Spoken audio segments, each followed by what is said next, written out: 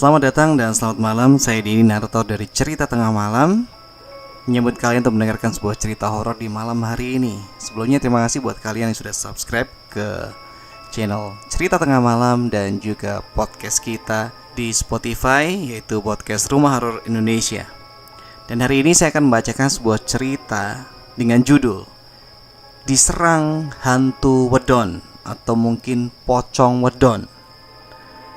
Ternyata pocong itu ada dua jenis, yaitu pocong yang tidak suka menyerang dan pocong yang agresif.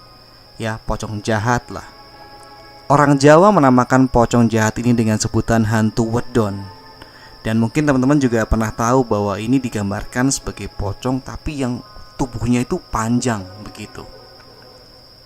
Berikut cerita yang dialami oleh seorang teman yang suka berpergian ke petilasan dan makam-makam keramat.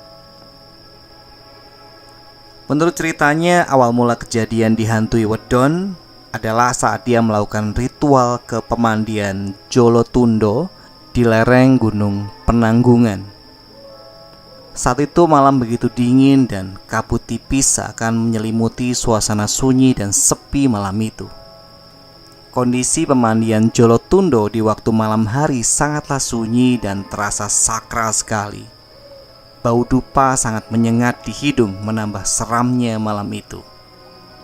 Di dalam pemandian Jolotundo, penerangan sangat minim.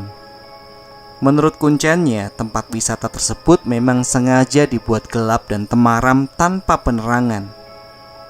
Air di pemandian Jolotundo sangatlah dingin dan menusuk tulang, namun sangat bagus sekali kualitasnya.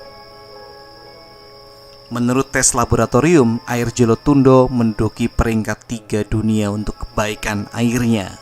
Nah, yang ini silahkan ya, mau percaya atau tidak, terserah.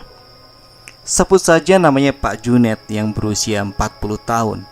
Niatnya dia datang ke pemandian memang untuk ritual mandi agar bisa awet muda.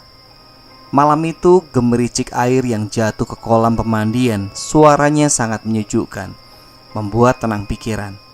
Setelah mandi, dia tidak langsung balik, tapi mampir ke toilet yang ada di pemandian tersebut.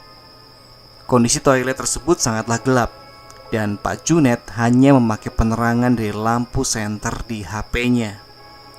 Di atas pohon yang tidak jauh dari toilet tersebut, terdengar suara burung hantu, menambah seramnya suasana.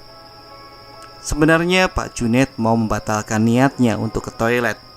Namun karena panggilan alam yang sudah tidak bisa ditunda, akhirnya dia memberanikan diri untuk pergi ke toilet tersebut.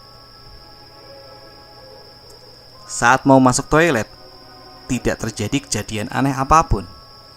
Waktu sudah menyelesaikan hajatnya, ketika dia membuka pintu untuk keluar dari toilet, betapa terkejutnya dia setelah melihat di depan matanya terbujur sesosok putih seperti pocong yang tengah rebahan. Tapi menurut penglihatannya, antara kepala dan kaki tidak bisa dibedakan. Katanya seperti bantal guling yang ujung-ujungnya sama.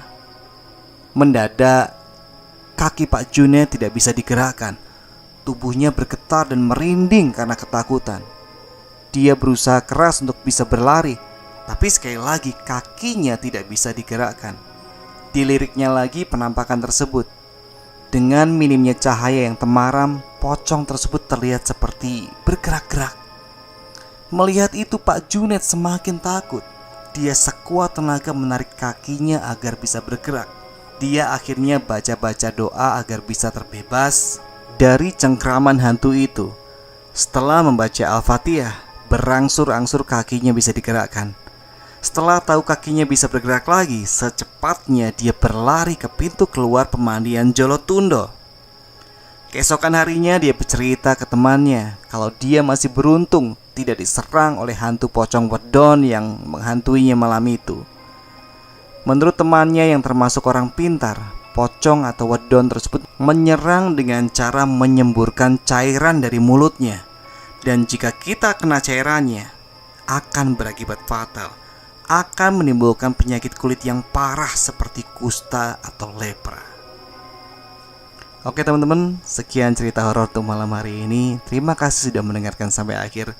Sampai ketemu di cerita horor berikutnya. Selamat malam, selamat beristirahat.